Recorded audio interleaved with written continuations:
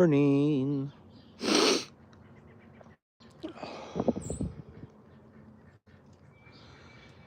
It's cold out here. It's a little nipply this morning. Hello, Dolly. How are ya? So I'm live, but I am not at home this morning. I am at Cindy Stout's house, the farm where Finley came from. Cindy has a couple projects on the farm that we told her we would take care of, Jeff and I, and want to get this roof. This is her current condition of the duck house, and the frame is falling apart, and the tarp that was put on as a temporary roof is sagging, and there's holes in it, and so it's not really all that pretty and nice, and it's not as functional as it should be. So the plan would be hold on, where else can you go in the world and just in your backyard a pig just comes roaming over here? Piggy, piggy, piggy. No, okay, where are you going? um I don't know the names of these pigs.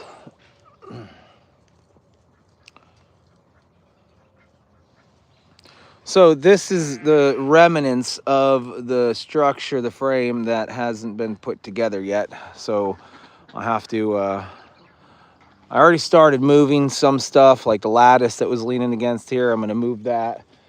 What are you doing? I told you I could get it. It'll be fine. I don't know. There's straight ones. There's that are taller. No, we don't. I don't need taller. More of an A-frame would be good. I'll. Is it still unlocked or no? That building's unlocked. I didn't see. An A-frame? No. Okay. I'll tell Jeff to bring an A-frame. Okay. I'm doing my 7-Eleven from here, giving him an update on what's going on. So I'm just sitting in the chair.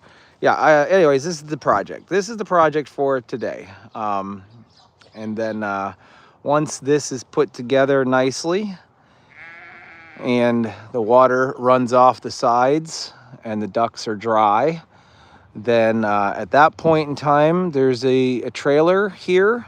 Now see, Cindy's husband has passed away. Some of you guys have been watching, and she's got the big property with all this stuff, and it's very hard and difficult for her to maintain this place by herself. So it was in my calendar, it was on the cozy calendar to come out here and put this together. Ah, I forgot that the time change was there too. I guess my phone automatically adjusted my time. Anyways, that's it. Jeff is leaving Berks County area shortly, and then he'll head this way. And we'll continue working on this project. And once this is done, there is an old bobcat sitting up there in the woods that we're going to try to get started. And we're going to try to put it on a trailer and tote that home. So I see the questions. I see everybody asking what's going to happen with Chucky. I get it. I understand. We all have questions. Everybody's wondering what's happening with Chucky. I'm wondering what's going to happen with Chucky. At this point in time, there are no decisions. Nothing has been talked about. If I were a single man and I could just hop in the truck and tote a trailer, I would already be on the road. I'd already be on the road. But I have a family, I have a wife, I have friends. There's more than just me that has to make the decision. So there's a lot. There's a lot to think about. And moving too hastily, we don't want to make any decisions. But last night on my Angel Watch on the Goat Father channel, I did open up and talk about my thoughts. And my thoughts are, we went to the end of the world for Chuck, and there's now an opportunity. And I surrendered him to I'm a Survivor, or to Longhorn Lab, that I wasn't necessarily in the right state of mind. I had just recently gotten out of the hospital. I still had a lot of fear and anxiety over the whole situation, and was extremely happy and grateful that he was willing to take Chuck to his place and give him the best chance he could at life, because we all know how close he was to being slaughtered. He was at the slaughterhouse. He was very close to being dinner for somebody. And we all love our animals, and that's not what we do with them. And I've seen the comments. I've seen some people say he would just be in my freezer. But the truth of the matter is he's a dangerous animal. Intentionally or not intentionally, playing, not playing, upset, not upset. He isn't it. He's a dangerous animal. And the only way that it's going to work is he has his own pasture away from the rest of the farm. It's the only way it would work. He would need a pasture space on the other side of the wetlands. We have the land, we have the space. I have a machine to pound the posts, and we put a tall fence. We put a double gate with a padlock on it, and he lives the rest of his life alone. It's not a very ideal way to live his life, and it's not set in stone. Listen, this is in my mind. This is what I've come up with. This is not factual yet. Do not take this information and say this is what is happening. That is not factual, that we have not made up our minds on what's happening. There's a very high likelihood that he could go to another place in Texas. He can go to another farm in Texas, right? But if he had a 3/4 or acre lot just for himself, nothing too big where there's too much maintenance on the fence, but big enough that he can stretch his legs and run around, and he had a nice, secure, strong fence, and he was away from the rest of the animals. He didn't see anything. There was no activity with moving him. He does not like to be moved. He doesn't like change. So it's that would be my ideal situation. Go get him, throw him into one of the 3 pastures that are going to be unused until spring. I have 3 pastures. I can padlock the gates. We can throw a hot wire across the top. We can feed him from over the fence. We can water him from over the fence. He's got the trailer. It's the same pasture that Cinco was in, and he could stay there until we get his Fort Knox taken care of. That's what I would want to do. But again, I am not the only person making these decisions. You realize he does not belong to me right now. He is not mine.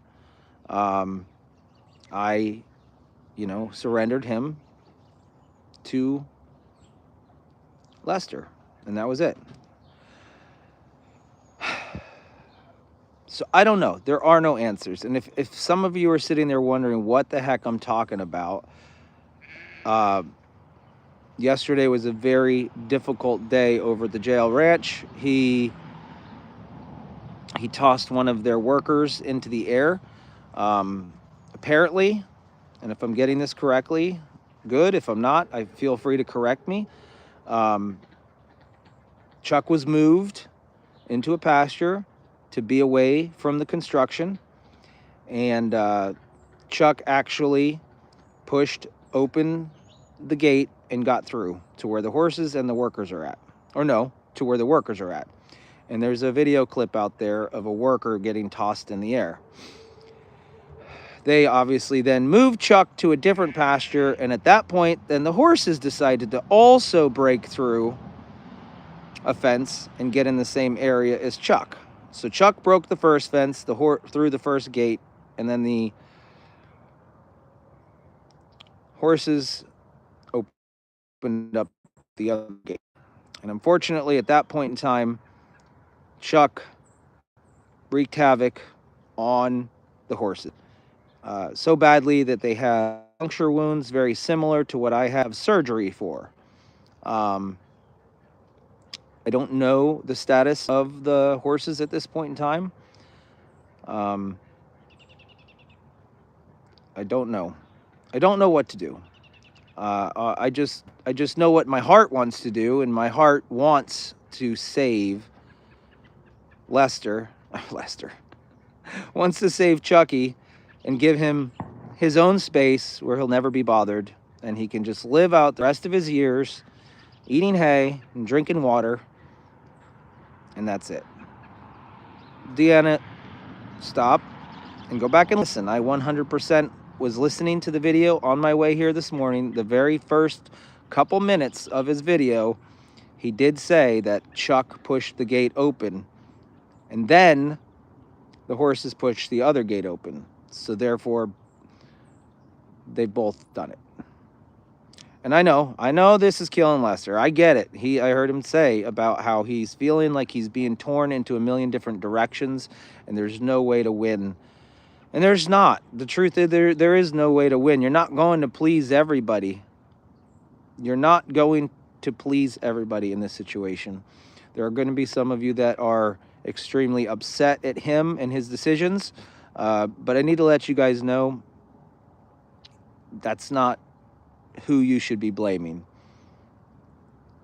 Sometimes this is just the way animals are. He tried his absolute best. He did financially. He dumped so much money into that guy. Medically, feed-wise, he did so much for him, and we are super thankful and grateful that he gave him a really good year. Other than that, there are no concrete, solid decisions that have been made. There are talks between us and what we want to do. And again, I'm not the one who can make the decision alone. There are obviously other animals on our farms. There are animals on Jeff's farm. There is liabilities to come with making this decision. And I have to play nice and not just hop into a trailer or into a truck in a trailer and leave and go get them. I can't.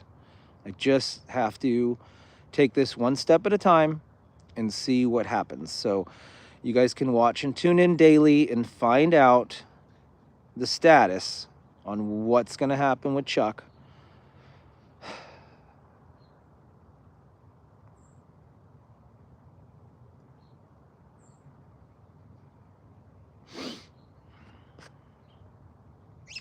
It's a lot. So, obviously, this is not my normal 7-Eleven. I'm not on my farm. I'm out here going to work on Cindy's duck roof today. This is the structure. Let's take a look. I'm going to stop the conversation about Chuck at this time. I've said what I can say, and I said all I know. Very upfront and honest with you guys. But currently, this is the duck shelter. We have a carport that is not put together correctly. It looks like the ridge line was supposed to be a piece of rope that didn't work. This ridge line here belongs over there. That needs to be seamed together there. I'm gonna put some wooden slats on. I'm gonna stabilize this whole thing. And we're gonna make so the ducks have a nice dry shelter, nothing that's muddy and wet. And we're also going to try to make it so, what is this here? We're going to try to make it so she can open the door over here on the other side so she can get inside of her shed, because apparently the gentleman who put this up here, it's set up in such a way that when you open this door, you can't open it too far. So I think I'm going to have to shim that leg up there. Hi, puppy. Hi, puppy.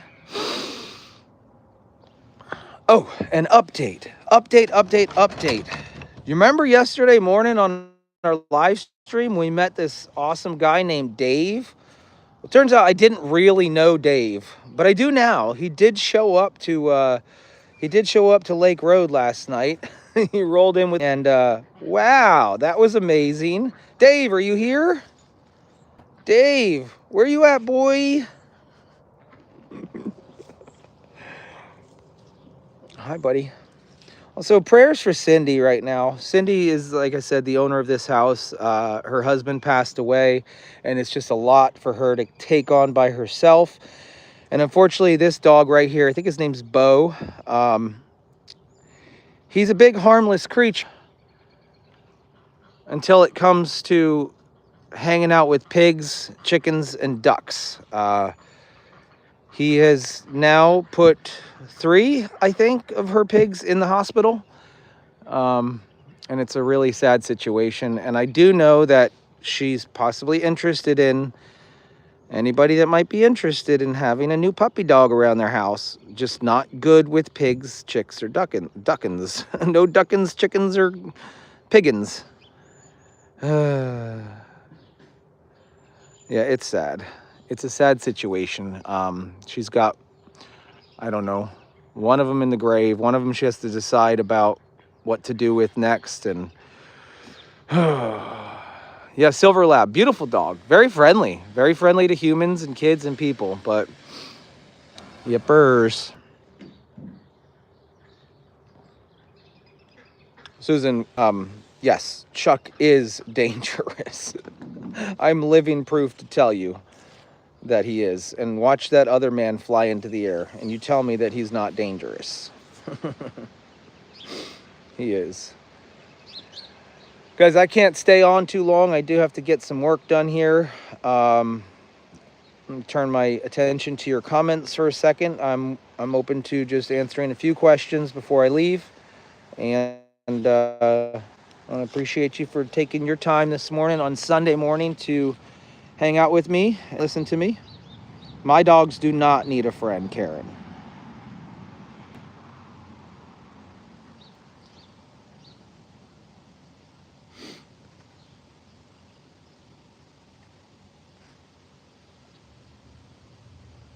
It's proof that you did not fall into Chuck. How old's the pig? I don't know how old the pigs are. These are not my pigs. Dave had a blast. Dave texted me afterwards and said, thank you, buddy. I needed this. We can be lifelong friends. And I think we will be.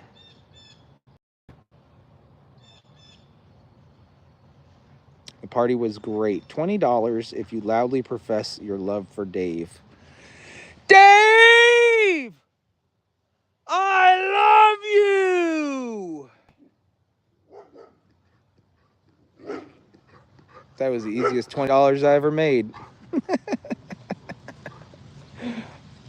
Welcome to Amish country.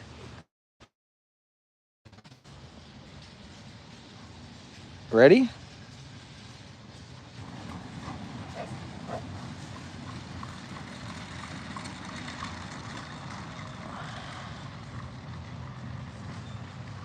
Thank you for the prayers, y'all. Thank you for the prayers. Yes, agreed, Sarah. Adulting sucks sometimes.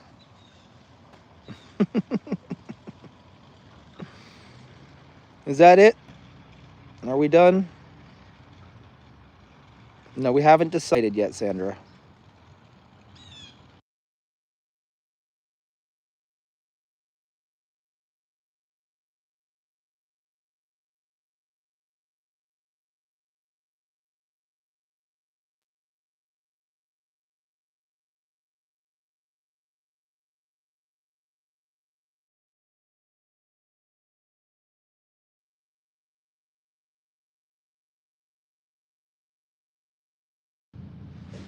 Have a good one.